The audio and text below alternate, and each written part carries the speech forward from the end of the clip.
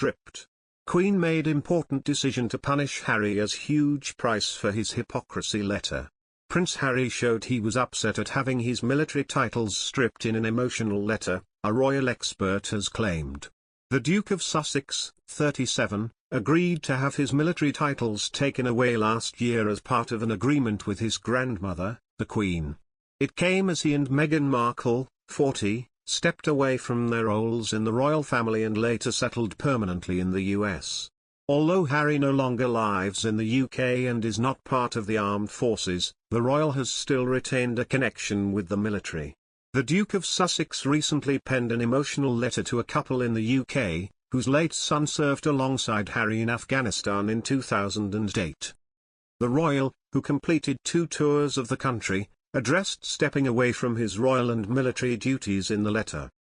The royal editor Russell Myers claimed the letter showed that Harry was upset by the loss of his military titles as he stepped back from his royal role. The journalist spoke last month on royal podcast Pod Save the Queen hosted by Zoe Forsey. Addressing Harry's letter, he said, "I think this sort of tells you where Harry's head is at quite a lot by saying that I wish I could do more. Undoubtedly, he has been very affected by losing those military appointments." Harry wrote to Maria and Derek, the parents of the deceased soldier Nathan Hunt, who took his own life in 2018. The couple had previously reached out to the Duke to ask for his help in getting Nathan's name added to the National Armed Forces Memorial. It had been ruled that the soldier's death was not directly linked to his time in the armed forces. However, the veteran had experienced mental health issues thought to be related to his military service. In Harry's letter to Maria and Derek, he wrote that he wished he could help them, "Had I been in the same role I once was." Mr. Myers claimed the letter showed that even while living in the US, Harry was still committed to the military community in the UK. The journalist told the podcast that his new life doesn't stop him reaching out to people that he has heard of.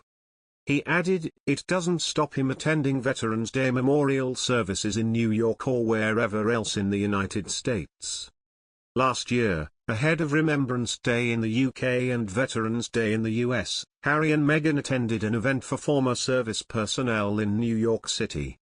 Harry's positions as Captain General of the Royal Marines, Honorary Air Commandant of RAF Huntington and Commodore-in-Chief, small ships and diving were taken away when he left the royal family, pending the review. And he officially was stripped of the titles today, meaning he will not be able to wear the corresponding uniforms at any official events in the future. In a statement, Buckingham Palace said, "The Duke and Duchess of Sussex have confirmed to Her Majesty the Queen that they will not be returning as working members of the royal family." Following conversations with the Duke, the Queen has written confirming that in stepping away from the work of the royal family it is not possible to continue with the responsibilities and duties that come with a life of public service. The honorary military appointments and royal patronages held by the Duke and Duchess will therefore be returned to Her Majesty, before being redistributed among working members of the royal family. While all are saddened by their decision, the Duke and Duchess remain much-loved members of the family.